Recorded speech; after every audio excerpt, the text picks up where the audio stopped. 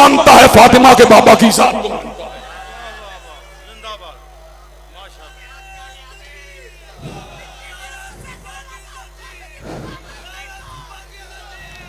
हज़रात गिरामी कदर, अब मैं आपके सामने अगली बात को आगे बढ़ाना चाहता हूं।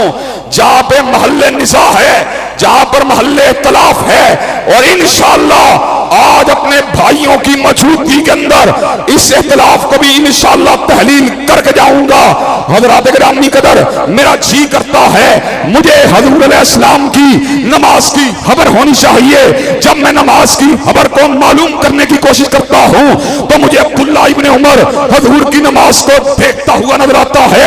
जब मैं हुज़ूर की नमाज को समझने की कोशिश करता हूं तो मुझको मालिक इब्ने हुवैरिस हुज़ूर की नमाज को करता हुआ देखता हुआ नजर आता है। जब मैं हुज़ूर की नमाज के बारे में खबर को हासिल करने की कोशिश करता हूं, मुझको वाइल इब्ने हुजर हुज़ूर की नमाज की गवाही देता हुआ नजर आता है। हज़रात गिरामी कदर, मेरा जी करता है